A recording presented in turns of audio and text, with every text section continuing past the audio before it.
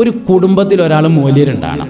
ഇപ്പം ഇനിയിപ്പോൾ വേനൽക്കാലമൊക്കെ ആയാൽ എല്ലായിടത്തും കുടുംബസംഗമം ഉണ്ടാവും. വേനൽക്കാലമായാൽ മൊത്തം കുടുംബസംഗമേ ഇക്കാരം. കുടുംബസംഗമം നല്ലതാണ്, അതിന് 2 കുഴപ്പമുണ്ട്, പക്ഷേ ഒരുപാട് ഗുണമുണ്ട്. കുടുംബസംഗമത്തിൽ പ്രധാനമായും ചിന്തിക്കേണ്ട ഒരു കാര്യം, നമ്മളെ കുടുംബത്തിൽ ഇനി ആരാ ഇല്ലാത്തത് എന്നാണ്. കുടുംബത്തിലൊരു ഡോക്ടർ ഉണ്ടാവണം, കുടുംബത്തിലൊരു എൻജിനീയർ ഉണ്ടാവും, കുടുംബത്തിൽ ഒരാൾ പോലീസുകാരനാവണം, കുടുംബത്തിൽ ഒരാൾ കസ്റ്റംസ് ഉദ്യോഗസ്ഥൻ ഉണ്ടാവണം, കുടുംബത്തിൽ ഒരാൾ പഞ്ചായത്ത് ഓഫീസർ വേണം, ഒരാൾ വില്ലേജ് ഓഫീസർ വേണം, കുടുംബത്തിൽ ഒരാൾ മയ്യത്ത് കേൾക്കാൻ പറ്റിയ മൂല്യരും വേണം. നിശ്ചയത്തിൻ്റെ സമയത്ത് നീച്ചെന്നുകാണ്ട് നമ്മൾ അങ്ങനെ ആക്കല്ലേ, ഇങ്ങനെ ആക്കല്ലേ.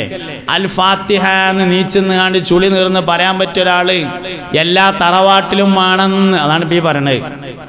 തെക്കേതിലെ തറവാട്ടിലും വേണം, വടക്കേതിലെ തറവാട്ടിലും വേണം, കിഴക്കേതിലെ തറവാട്ടിലും വേണം, പടിഞ്ഞാറയിലെ തറവാട്ടിലും വേണം, മേലേതിലും വേണം, താഴത്തേതിലും വേണം, നടുവിലും വേണം. എല്ലാ തറവാട്ടിലും വേണം എന്ത്? ഒരു മൂല്യര്, തികഞ്ഞ മൂല്യര് കേട്ടോ, സെനദുള്ള തികഞ്ഞ മൂല്യര്.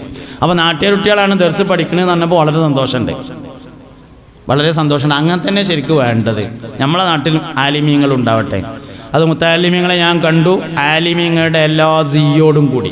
അത് വളരെ പ്രധാനമാണ്, അത് വളരെ പ്രധാനപ്പെട്ടതാണ്. ഒരു മനുഷ്യൻ്റെ വേഷം വളരെ പ്രധാനപ്പെട്ട കാര്യമാണ്. ആലിമീങ്ങളുടെ വേഷം, അതിൻ്റെ സിയ്യ് സ്വീകരിക്കണം.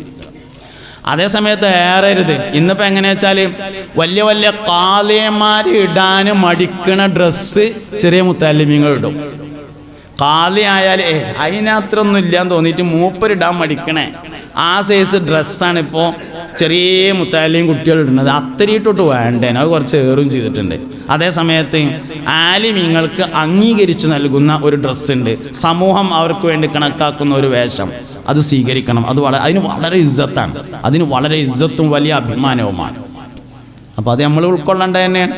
ആ സിയുള്ള ആളുകളെല്ലാവരും വിജയിച്ചിട്ടുണ്ട്. അപ്പോൾ വളരെ സിയോടുകൂടി, വളരെ നല്ല വേഷത്തോടു കൂടി, സിയ്യ് എന്ന് പറഞ്ഞ വാക്ക് നിങ്ങൾക്ക് മനസ്സിലായോ എന്നറിയില്ല, ഓരോരുത്തരോടും യോജിക്കുന്ന അഭിമാനകരമായ വേഷം സ്വീകരിക്കുന്നതിനാണ് സിയ്യ് എന്ന് പറയുന്നത്. അതെല്ലാവർക്കും ഉണ്ട്. വക്കീലന്മാർക്കൊരു വേഷം ഉണ്ടാവും, ആ വേഷം ഇട്ടിട്ടേ കോടതിക്ക് എല്ലാം പാടുള്ളൂ. മൂല്യന്മാർക്കൊരു വേഷം ഉണ്ടാവും, ആ വേഷം ഇട്ടിട്ടേ മൂല്യരാവാൻ പറ്റുള്ളൂ. അതിലൊക്കെ എന്തിരിക്കുന്നു എന്ന് ചോദിക്കരുത്, അതിലുണ്ട്.